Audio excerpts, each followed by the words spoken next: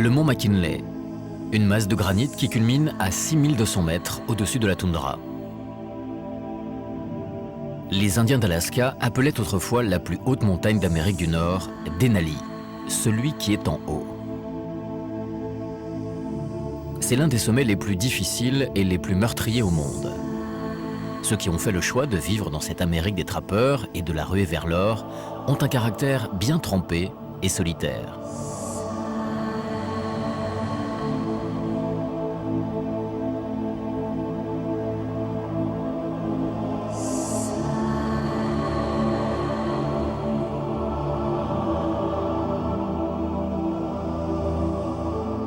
L'Alaska, 49e État des États-Unis d'Amérique, 3 fois grand comme la France, ne compte que 600 000 habitants.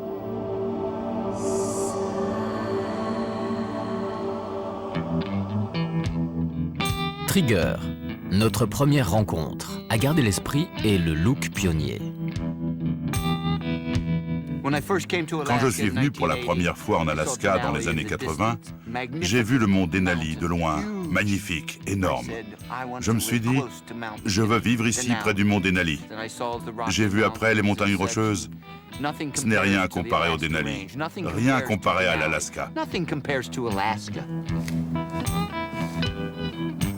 Trigger, après avoir tenté une carrière à Hollywood, s'est installé au pied du Denali. Un privilège qui demande quelques sacrifices. Tout ce que vous voyez ici a été porté à la main. Pas de motoneige. Ah, salut ma chérie. Viens voir. C'est ma fille, Aligani. Dis bonjour. Trigger a refait sa vie pour la 3e fois. Sa femme est serveuse dans un restaurant. C'est elle qui fait bouillir la marmite, tandis que lui manie la hache pour agrandir la maison et offrir à toute sa famille la vue sur le Denali. Parfois, c'est lui qui s'offre à la vue du Denali, en tenue d'Adam. Le ministère de la Pêche et de la Chasse permet aux habitants de chasser chaque année 3 ours bruns, 10 loups, 2 grizzlies, parce qu'il y a beaucoup trop de prédateurs. C'est mon fusil, un calibre 77. Il doit dater de 1750. Il faut de la poudre noire. Cette balle est réservée aux ours. On utilise un starter très court.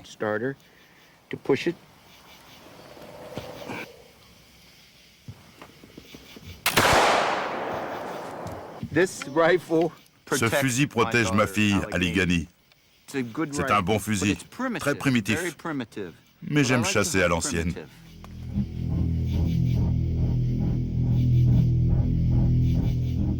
Trigger a toujours une histoire incroyable à raconter. Je rentrais à la maison et l'élan était sur le chemin. Il m'a chargé et frappé avec son mufle. L'élan s'est attaqué à mon chien dans la neige. Le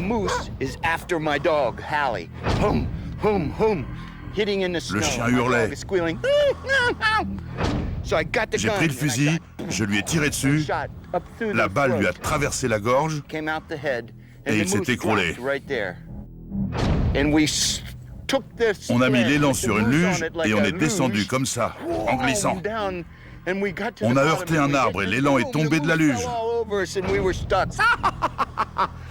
On était morts de rire.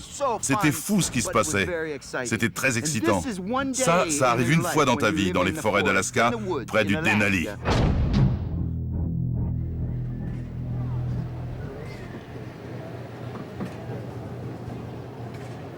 Quand Trigger descend en ville, à 10 km de là, ce n'est pas pour aller au bar du coin, mais à l'église, dont il est un dévoué serviteur. Sa foi et son amour de la montagne sont indissociables. Lorsque tu atteins le sommet et que tu contemples tout d'en haut, oh mon Dieu, tu sens la gloire de Dieu à travers les montagnes. C'est un sentiment profond qui t'envahit. C'est magnifique.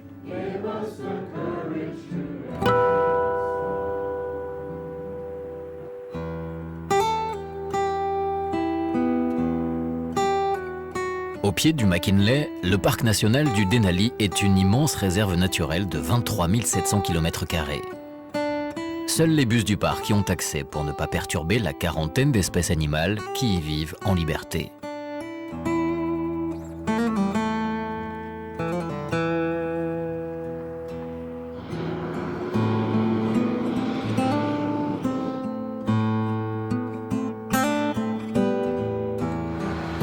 Mais pourquoi une si haute montagne est-elle apparue ici?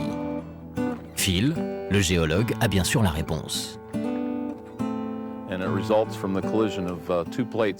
La chaîne d'Alaska est le résultat d'une collision entre deux plaques tectoniques. La plaque pacifique se fond sous le continent et forme une ridule. Donc il y a 3 chaînes de montagnes qui vont d'est en ouest. L'Alaska est l'une d'elles. Elle fait 2 à 3 000 km de longueur. Les roches sont très dures. Et le mont McKinley, lui, est très haut, car les roches en dessous sont très molles. L'érosion a permis au mont McKinley d'être aussi élevé.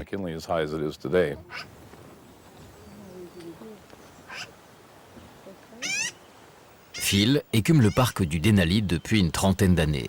Il ne se lasse pas de son gigantisme et espère toujours qu'une roche lui révélera les secrets de l'évolution.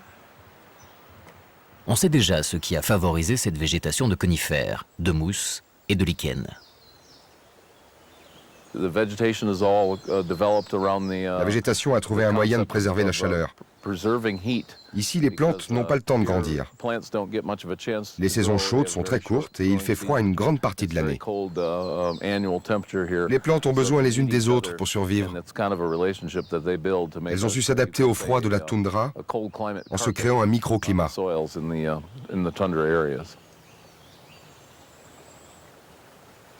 Dans la toundra, le sol reste gelé en profondeur, empêchant le développement de racines profondes. Phil teste souvent ce permafrost, le gel permanent, pour mesurer l'impact du réchauffement climatique. Voyons ici si on peut trouver un endroit pour atteindre le permafrost. C'est un bon endroit car c'est une pente. Un bon moyen, c'est d'enfoncer le doigt comme ça et de voir si on peut trouver du sol glacé. C'est assez froid au fond, entre 0 et 5 degrés.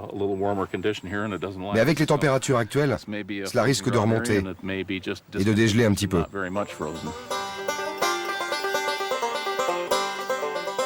Le sol gelé rend impossible la construction de maisons autour du McKinley.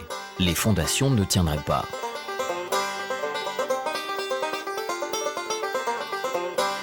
La ville la plus proche de la montagne, Talkeetna, est à 50 km. 700 habitants en hiver, 3000 de plus au beau jour.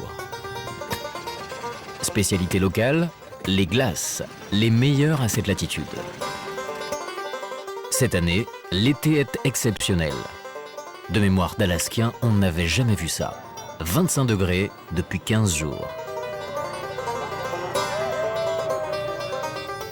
L'aérodrome est le poumon économique de la ville. Pour survoler le mont McKinley, une dizaine de compagnies d'aviation se partagent la piste. Tony est pilote et accueille ses premiers passagers. Pour les ceintures de sécurité, attachez les 2 sangles autour de la taille. Clippez les boucles, gardez la ceinture. Il est interdit de fumer. L'extincteur, c'est devant le siège de gauche, à l'avant. Les bagages sur le côté gauche. Pour monter, une main sur la carlingue, l'autre sur l'arrière du dossier et attention à la tête.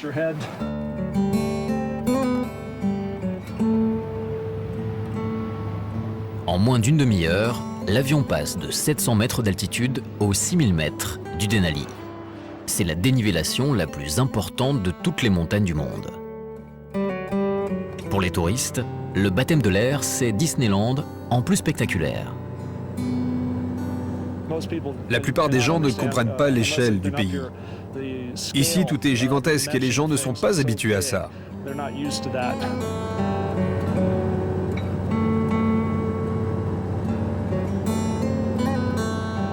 Depuis 30 ans, Tony survole au moins 2 fois par jour la chaîne d'Alaska. Atterrir en douceur sur le glacier lui procure toujours le même plaisir.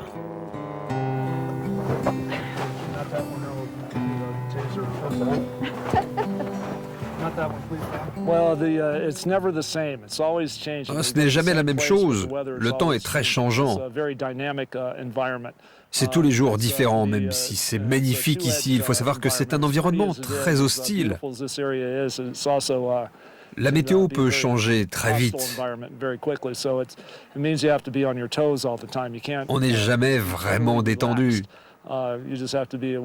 Tout peut arriver. Donc il faut savoir anticiper et penser à ce qu'on fait.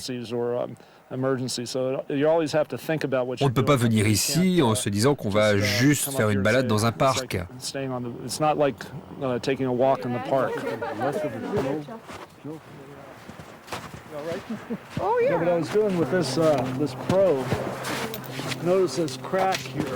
Je regarde la profondeur de la neige pour voir jusqu'où on va.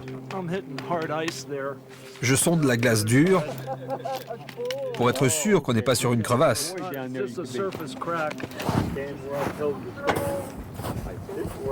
Avec l'été qui avance, les avions ne pourront bientôt plus atterrir sur le glacier. Trop dangereux. La saison se termine habituellement mi-juillet. Une dernière photo, la remise d'un diplôme du Denali, puis retour dans la douceur des soirées à Talkeetna.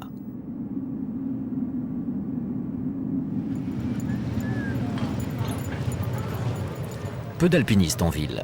Ils sont encore sur les sommets. L'été, Talkeetna attire plutôt les routards de tout poil, prophètes barbus et autres rescapés du Flower Power des années 70.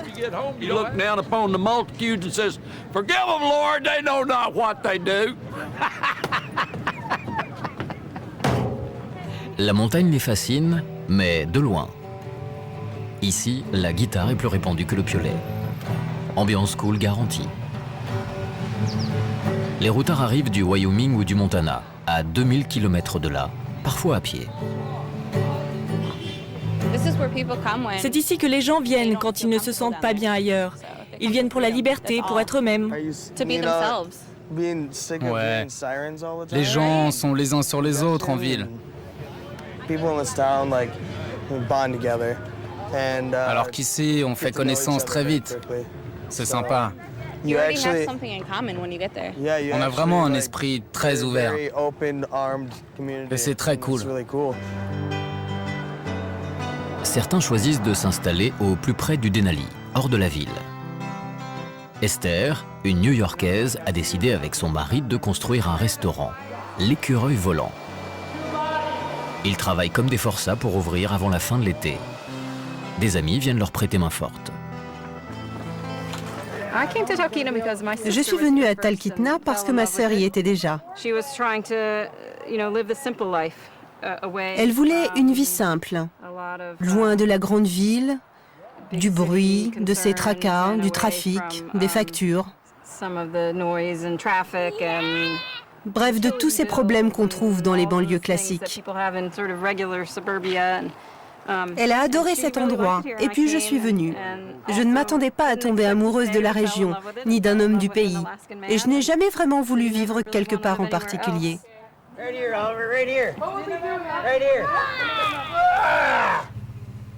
Ce soir, les Galton fêtent les 6 ans du petit dernier dans la ferme familiale. Avec des invités dont il se passerait bien, très présents dans l'été alaskien. Les moustiques. C'est ça que je porte presque tout l'été. Et les Galton s'en protègent comme ils peuvent.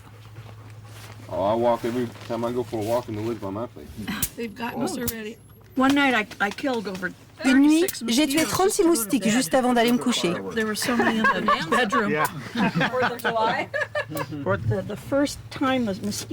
Les moustiques sont coriaces parce qu'il n'a pas fait assez froid cet hiver pour les tuer tous. Il y en a encore plein. L'été a été tellement sec. On a eu des étés très froids et humides pendant des années. Résultat, cette année, on a beaucoup de moustiques et d'autres insectes. Oui, mais plus il y a de moustiques, moins il y a de gens qui viennent ici. Pendant ce temps, à Talkeetna, sur le terrain de sport, les jeunes ont inventé un nouveau jeu plutôt alcoolisé, le kickball.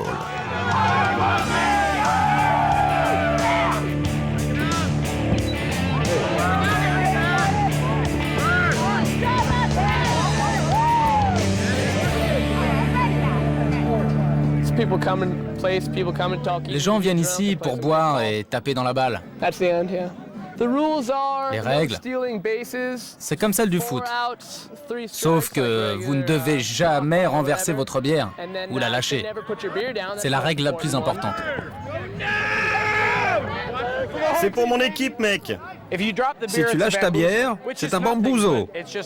Ça veut rien dire, mais c'est le mot qu'on utilise pour ça.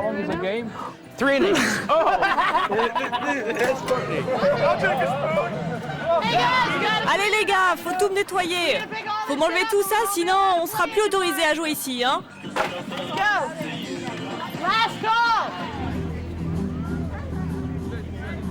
Il est minuit, et sous cette latitude, les sportifs façon Talkeetna n'ont pas plus envie d'aller se coucher que le soleil.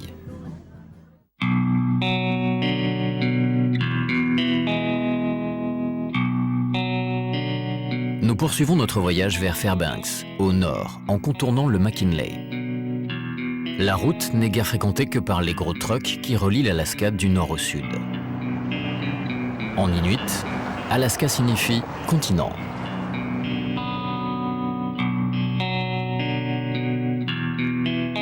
Sur le bas-côté, une forme humaine. C'est une autostoppeuse que ni les ours, ni les camions fous n'effraient.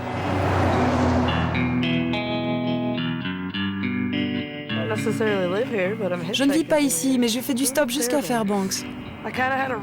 J'ai eu une nuit très dure à la Belle Étoile dans les bois. Je suis vraiment très fatiguée. Je suis un peu trop feignante pour me lever et tendre le pouce. J'espère que quelqu'un va s'arrêter pour me prendre aujourd'hui.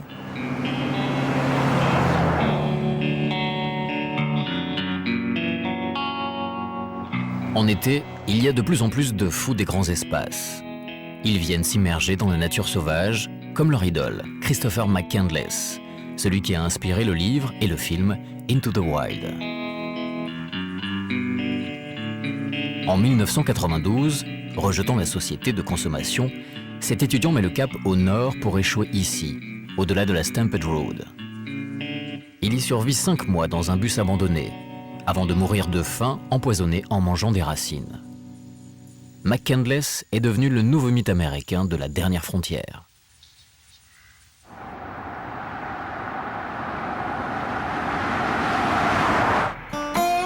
Sur la Stampede Road, Coke vit avec sa famille, à quelques miles du bus de McCandless, le mec mort comme il l'appelle. Coke a même servi de guide à l'équipe du film de Sean Penn. Lorsqu'on est arrivé ici il y a 17 ans, la Stampede Road c'était juste une piste en terre. À cette époque, on était les dernières personnes habitant sur cette route. Il n'y avait pas de ligne électrique non plus. D'ici, je pouvais voir qu'un seul toit. Maintenant, au plus loin que je regarde, il y a 8 ou 10 maisons alentour.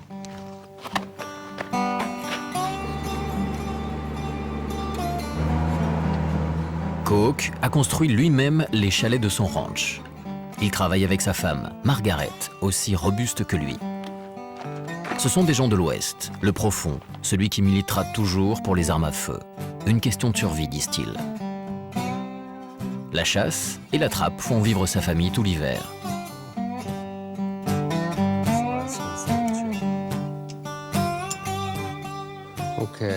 Ok, voilà le piège. Tu dois trouver un endroit où les animaux vont et viennent naturellement. Là où ils passent habituellement. Et schlac! Avec ce piège, t'es sûr de le tuer sur le coup. Ça lui brise le cou, direct. Ici, à 13 ans, on est en âge de tenir un fusil et de conduire. La chasse, ça s'apprend jeune. Et c'est le moyen le plus écologique de réguler une faune abondante. À cause des montagnes qui nous entourent, du vent qui souffle, il n'y a pas beaucoup de neige dans le coin. C'est plus facile pour les animaux d'avoir de la nourriture. Ils n'ont pas à creuser dans la neige. Il y a toujours beaucoup d'animaux à chasser. C'est de la nourriture facile. La trappe, ça aide aussi à équilibrer le cycle naturel. Ça met les prédateurs hors d'état de nuire et ça nous donne suffisamment de gibier à chasser.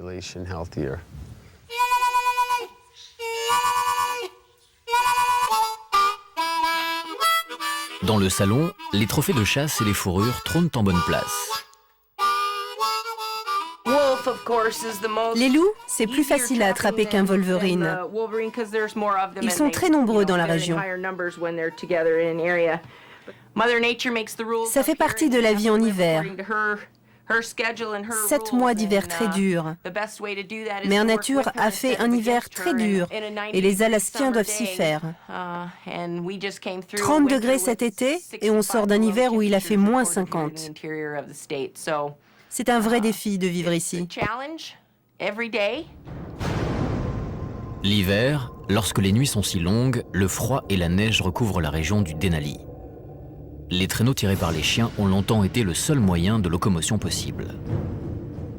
Des courses sont organisées. Les chiens sont entraînés comme des athlètes.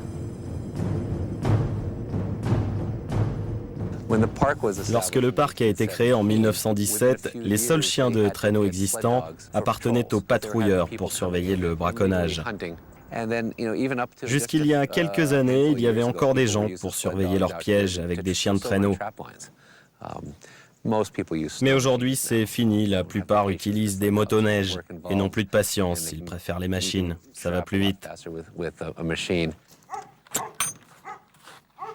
John est un musher, un conducteur d'attelage.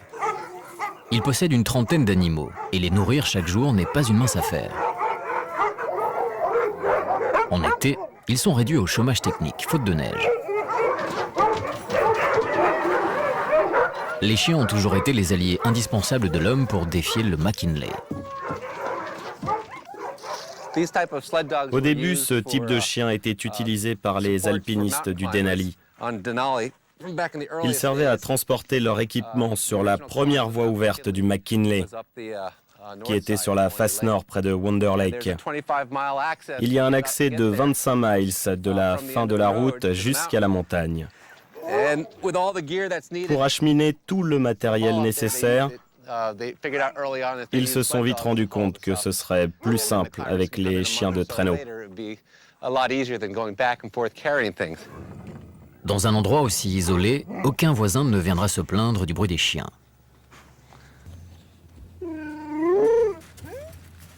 Vous savez, c'est un endroit encore très sauvage, préservé, où tout le monde veut vivre.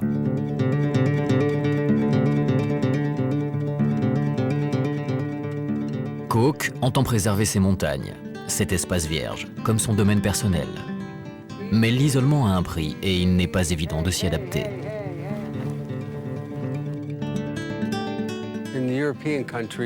En Europe, vous devez passer par un très long apprentissage pour devenir maréchal ferrant. C'est presque comme pour devenir vétérinaire. Ça prend vraiment du temps. Alors qu'aux États-Unis, tu achètes quelques outils et ça suffit. Tu peux y aller. Tu n'as pas le choix. Il n'y a personne pour le faire à ta place. Tu dois faire tous les soins sur tes chevaux. Je collecte mon propre bois pour le chauffage. Je trappe des animaux pour la nourriture. On pourrait aller au magasin, mais je préfère ce qu'on a ici, c'est quand même meilleur. Et puis le magasin le plus proche se trouve à 200 km, à 5 heures de voiture. Vous n'avez pas intérêt à oublier le lait.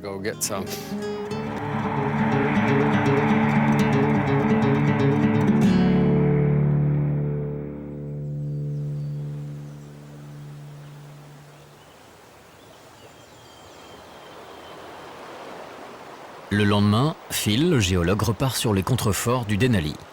Il est accompagné du fils de Coke et Margaret, ses voisins. Le paysage, couleur de cendre, est un amas de matière volcanique qui tranche avec le granit clair du mont McKinley.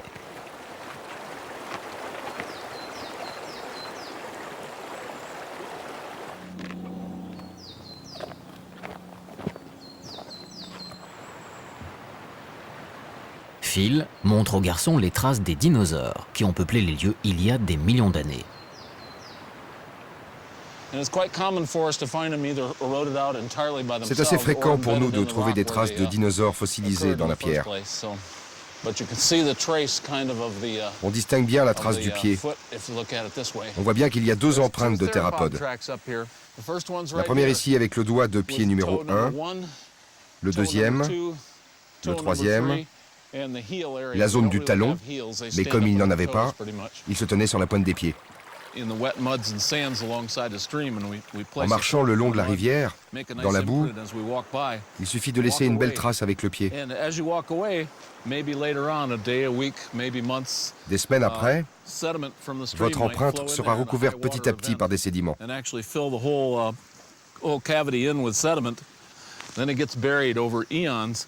Tout ça se retrouve recouvert par 1 kilomètre ou 2 de sédiments accumulés. Là, on parle de millions d'années.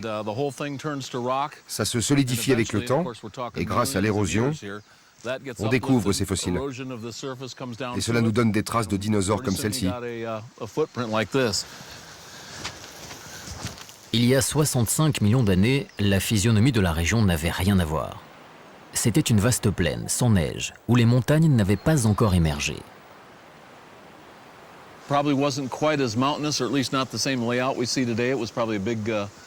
C'était très différent. Il y avait des lacs, des grandes rivières. Le climat était très chaud. Peu de gens réalisent qu'au Crétacé, il y avait énormément de dinosaures dans cette vallée.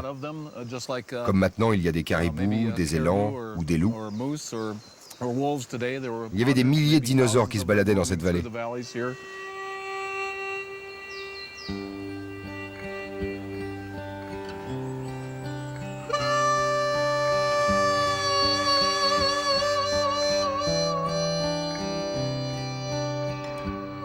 Depuis une trentaine d'années, Phil constate un net réchauffement, plus de 2 degrés. La fonte des glaciers gonfle les torrents qui alimentent ainsi des milliers de rivières, de lacs et de marécages. Ces cours d'eau attirent de nombreux aventuriers, en premier lieu les orpailleurs. Avec une mini-digue et une bassine, ils recueillent les paillettes d'or que recèlent les sables des rivières. Un bon chercheur d'or n'est que patience et obstination. Depuis le temps qu'il passe au crible ce cours d'eau, Dennis n'a toujours pas fait fortune, mais il ne perd pas espoir. Alors, voyons ce qu'on a ici. Là, on a trouvé quelques paillettes d'or. On en aurait eu beaucoup plus si on avait travaillé toute la journée. Là, on a à peu près 2 onces. C'est une belle prise. Combien ça représente? Je dirais quelques dollars. Mais c'est pas mal pour une petite poignée de terre tamisée.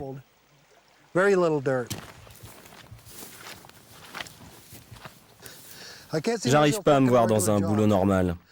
Non. Moi, j'ai la mine dans le sang.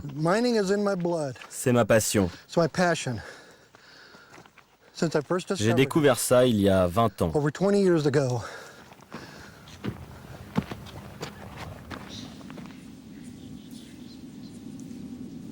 Dennis s'est acheté une concession, Potato Patch, qu'il a déjà largement exploitée avec ses extracteurs.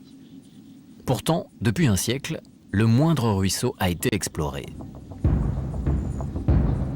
La fièvre de l'or s'empare de l'Alaska en 1897 sur la rivière Klondike. Une marée humaine de 200 000 aventuriers déferle, confrontés au froid, au loup et à l'isolement. Après un été particulièrement chaud, un barrage de glace cède, engloutissant des dizaines de prospecteurs. Pas de quoi décourager les appétits. En 1903, un chanceux tombe sur une pépite de 300 grammes. On a trouvé beaucoup d'or ici, avec des pépites de près de 30 grammes. Ce qu'on a ici, c'est de la terre avec des roches. Voilà, par exemple, ça, c'est ce qui transporte l'or. C'est là que l'or se trouve.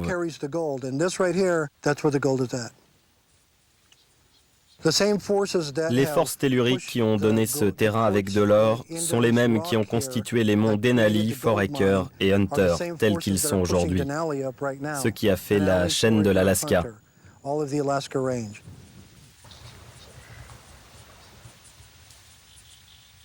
Au-dessus de la mine, Dennis s'est installé dans un conteneur.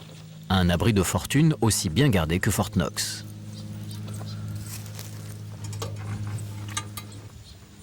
La plupart du temps, Dennis vit comme un loup solitaire.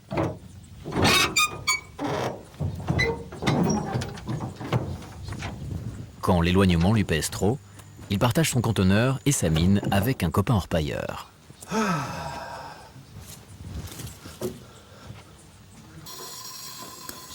On va faire du café maintenant. Ça, c'est mon camp, dans un container. Mon lit où je dors. Le poêle à bois pour nous réchauffer. On passe beaucoup de temps ici. Ça nous permet aussi de nous protéger des ours en été et de la neige en hiver.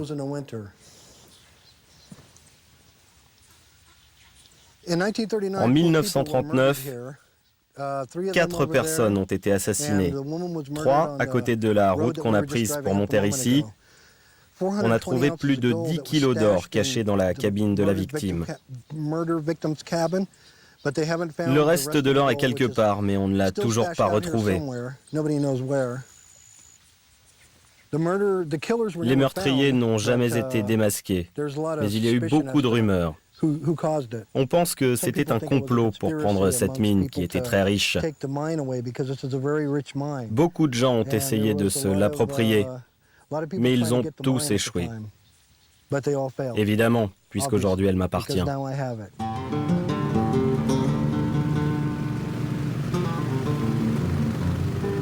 Les orpailleurs comme Dennis circulent aujourd'hui en 4x4 ou en quad.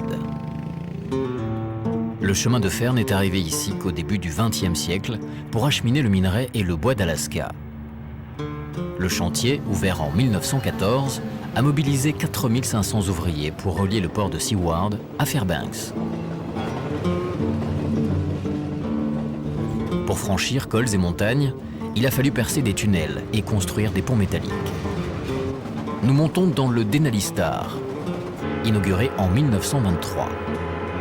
La ligne contourne le McKinley et serpente à travers le parc. Ce train qui s'arrête sur un signe de la main est aussi bien utilisé par les touristes que par les autochtones. Il est assez courant que le train s'arrête à cause d'un ours ou d'un élan sur la voie. Ou si le McKinley est visible et qu'on a envie de l'admirer, on s'arrête.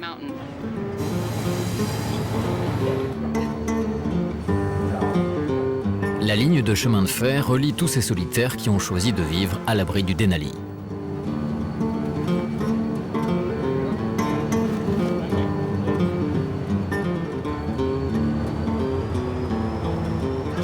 À l'intérieur du train, l'ambiance est conviviale. Chacun partage son encas hypercalorique, le genre qui tient bien au corps.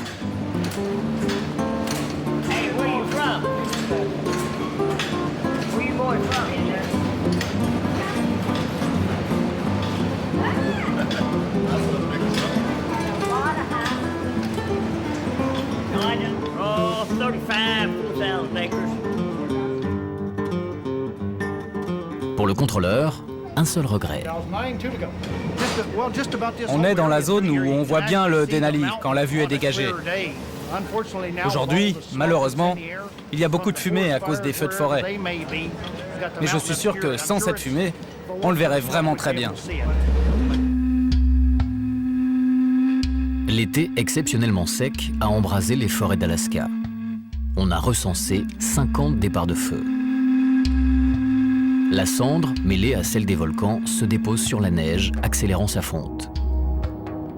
Des crevasses et des avalanches peuvent se former à tout moment.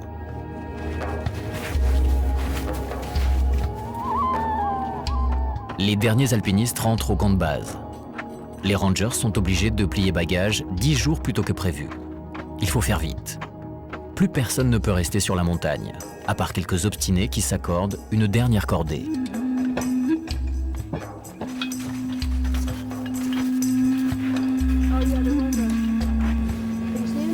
Pour Diana, la ranger, c'est le temps des bilans. Cette année, 2 personnes ont glissé sur le Denali. Ils n'ont pas survécu à leur chute de 600 mètres. Une autre personne a eu une crise cardiaque. Chaque année, on a des morsures du froid, des engelures, des œdèmes pulmonaires aussi. Ça arrive souvent quand on monte trop vite, quand on est fatigué, on glisse. On a perdu des amis sur Foraker, par exemple. Il y a beaucoup de gens qui meurent. Après 2 mois passés dans le Denali, les rangers sont pressés de rentrer à Talkeetna. C'est toujours bon de revenir à la civilisation. Tu apprécies des choses dont tu as été privé pendant longtemps. Tu apprécies le changement de décor. Mais ici, tu peux oublier à quel point tu aimes les plantes, les fleurs et les dîners en ville.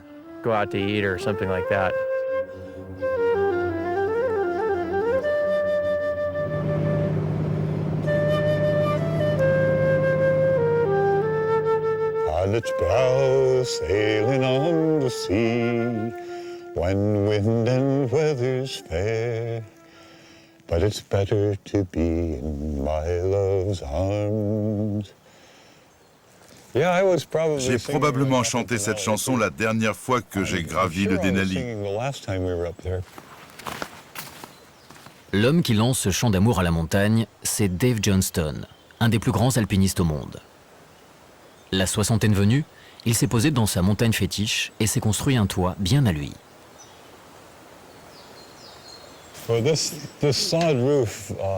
L'idée de ce toit végétal m'est venue lors d'un voyage en Norvège avec ma femme.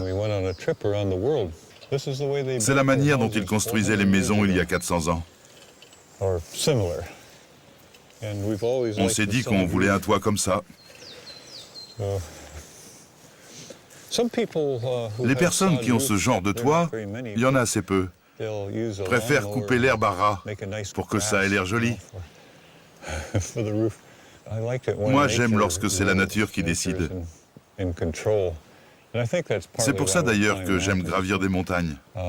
Là, tu ne maîtrises rien. C'est comme lorsqu'une tempête arrive en montagne. Tu dois juste creuser un trou, te protéger et faire attention à toi.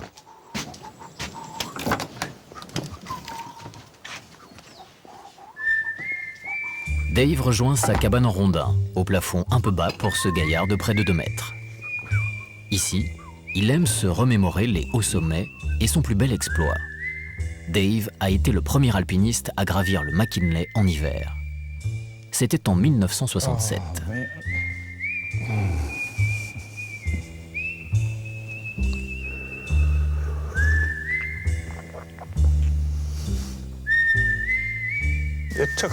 Ça a pris un certain temps.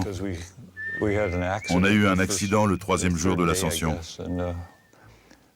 Notre Français, Farine, a dévissé dans une crevasse. Il n'était pas encordé. C'était vraiment idiot. Un début difficile et triste. Le trio arrive au sommet, mais quand ils redescendent, une tempête les surprend. Pendant 3 jours, ils doivent se réfugier dans une grotte. On n'aurait certainement pas survécu sans cet abri. On avait enfoui une bouteille de gaz en haut en 1963. Ça nous a permis de faire fondre de la glace. Ça nous a sauvé la vie. On était juste équipés d'un sac de couchage en plumes. On était allongés sur la glace et on tremblait de froid.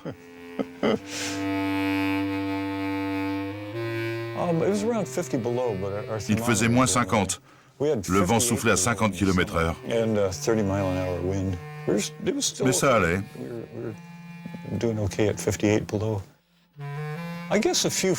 Certains de mes amis m'ont dit que c'était vraiment dingue de faire cette ascension en hiver. Mais il y a des avantages. En hiver, le temps est plus stable. Les périodes de beau temps sont plus longues, mais les tempêtes aussi. On découvrait juste les effets du froid et on a appris comment faire avec.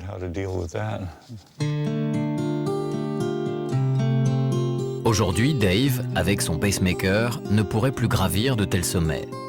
Ce qui ne l'empêche pas de faire 10 km à vélo tous les matins pour rejoindre le lac.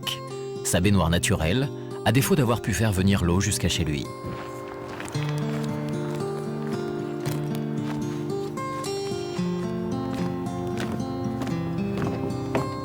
La température de l'eau est réservée aux courageux. Peut-être que l'eau est froide ce matin. 12 degrés, c'est plutôt frisquet, mais Dave en a vu d'autres. Ceux qui, comme lui, ont vaincu le McKinley sont entrés dans la légende.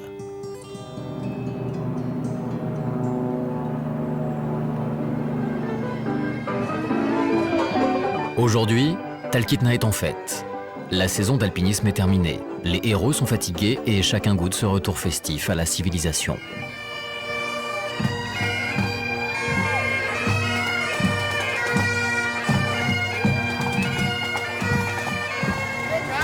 Même Trigger, le solitaire, est de la partie. Et Dave, l'alpiniste, vient assister au match de baseball.